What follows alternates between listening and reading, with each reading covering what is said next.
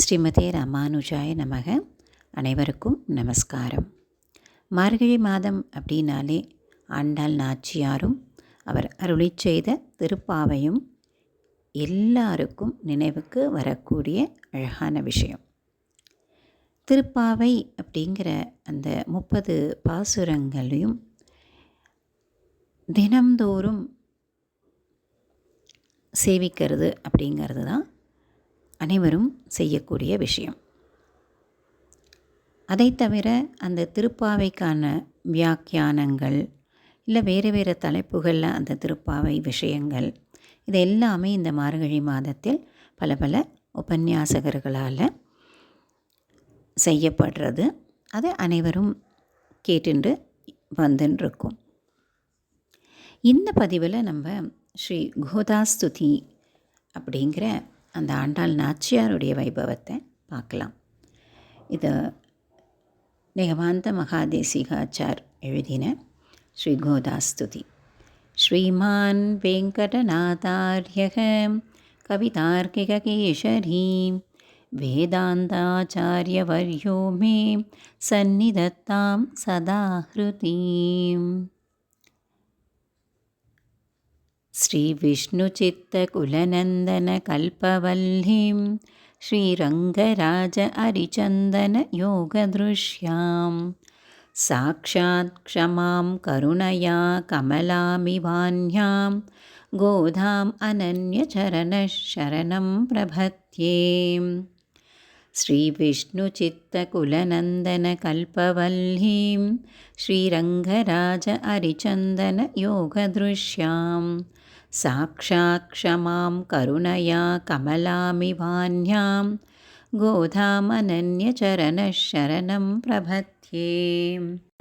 वैदेशिकश्रुतिगिरामभिभूयसीनां वर्णेषु मादिमहिमानहिमादृशां ते इत्थं विदन्तमभिमां सहसैव गोदें मौनदृगो मुखरयन्ति गुणास्वदीयाः त्वत्प्रेयसश्रवणयोरामृधायमानां तुल्यां त्वदीयमनिनूपुरसिञ्जितानां गोदे त्वमेव जननी त्वदभिष्टवार्हां वासं प्रसन्नमधुरा मम संविदेहि.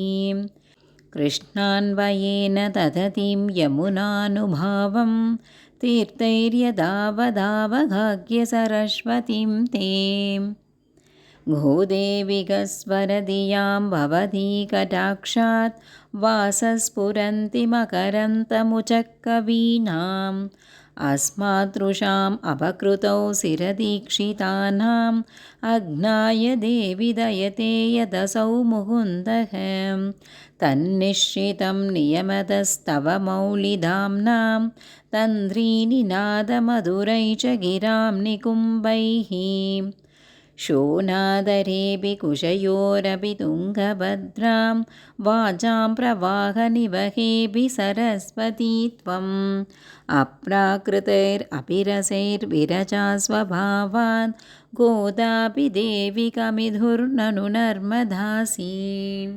वल्मीकतश्रवणतो वसुधात्मनस्ते जातो बभूव स मुनिकविशार्वभौमः गोदे किमदद्भुतमिदं यथमीस्वदन्ते वक्त्रारविन्दमकरन्दनिभाः प्रबन्धाः भोक्तुं तव प्रियतमं भवधीव गोते भक्तिं निजां प्रणयभावनया गृह्णन्तः उच्चावसैर्विरहसङ्गमजैरुदन्तैः शृङ्गारयन्ति हृदयं गुरवस्वदीयाः मादः समुद्रितवतिमती विष्णुचित्तं विश्वोपजीव्यममृतं वचसा दुहानां तावच्चितं हिमरुचेरिव मूर्तिमन्यां सन्दभयोदुहिदुः सहजां वितुस्त्वां तातस्तु ते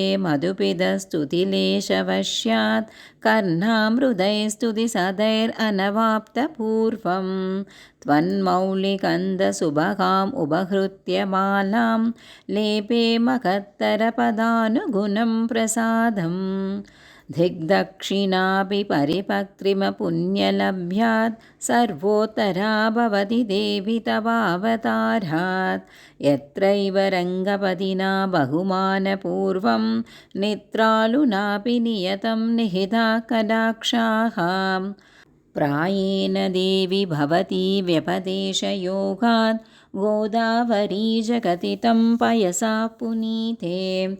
यस्यां समेत्य समयेषु चिरं निवासात् भागीरथी प्रभृतयोऽपि भवन्ति पुण्याः।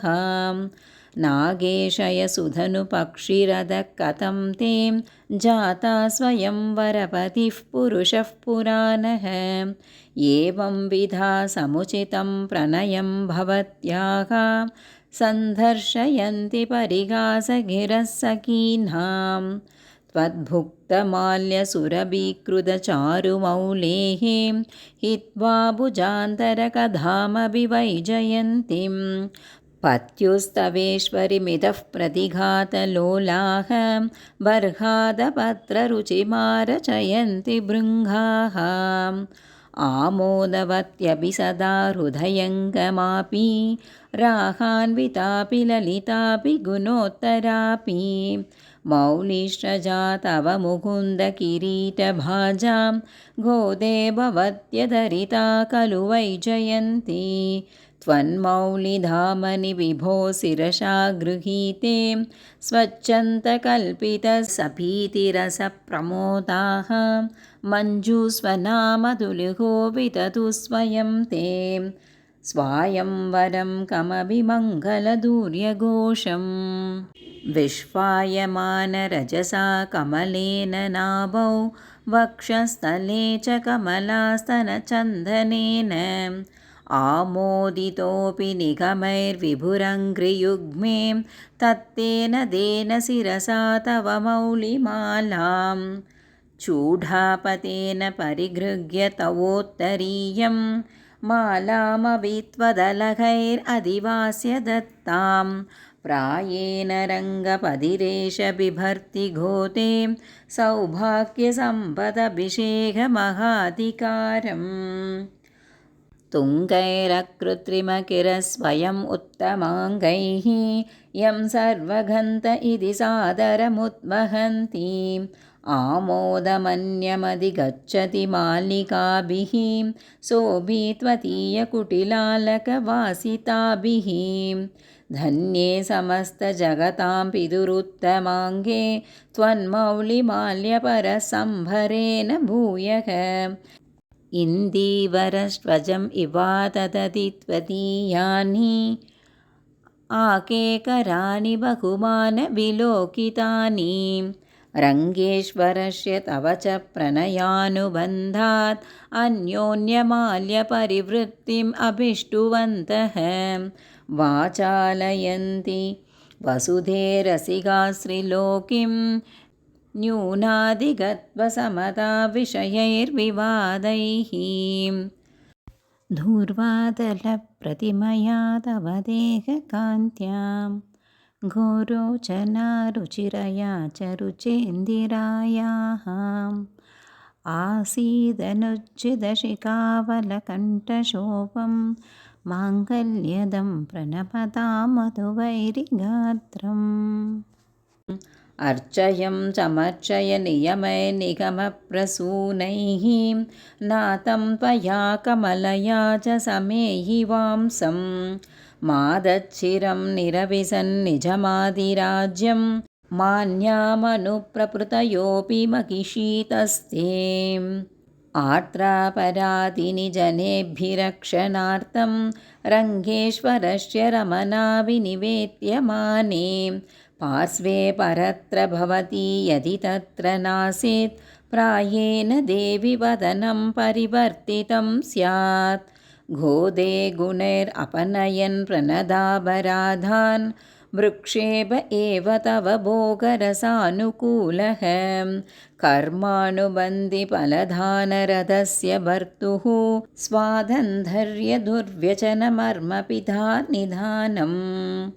रङ्गे तडिद्गुणवतो रमयैव घोते कृष्णाम्बुदस्य घटितां कृपया स्पृष्ट्या दौर्गद्यदुर्विषविनाशसुधानदीं त्वां सन्धप्रपत्य समयन्त्यचिरेण तापान् जातापराधमभिमामनुकम्प्य घोते घोप्त्री यदि त्वमसि युक्तमिदं भवत्याः वात्सल्यनिर्भरतया जननी कुमारं स्तन्येन वर्धयति दष्टपयोधरापि शतमकमणिनीला चारुकल्हारहस्ता स्तनपरनमिधाङ्गी शान्त्रवात्सल्यसिन्धुः अलकविनिहिताभिषग्भिराकृष्टनाथा विलसतु हृदि घोता विष्णुचित्तात्मजानः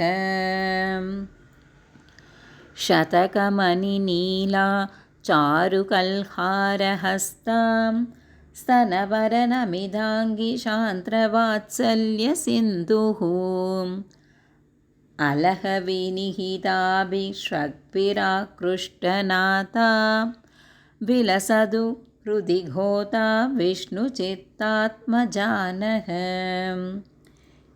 इति विकसति भक्तेरुतितां वेङ्कटेशात् बहुगुणरमणीयं भक्तिगोदास्तुतिं यः स भवति बहुमान्य श्रीमतो रङ्गभर्तुः चरणकमलसेवां शाश्वतीम् अभ्युपैष्यन् इति विकसितभक्तेरुतितां वेङ्कटेशात् बहुगुणरमणीयां भक्तिगोदास्तुतिं यः स भवति बहुमान्य श्रीमतो रङ्गभर्तुः चरणकमलसेवां शाश्वतीम् अभ्युपैष्यन् कवितार्किकसिंहाय कल्याणगुणशालिने श्रीमते वेङ्कटेशाय वेदान्तगुरवे नमः। श्रीमते रामानुजाय नमः. தவறிருப்பின் க்ஷமிக்க பிரார்த்தனை.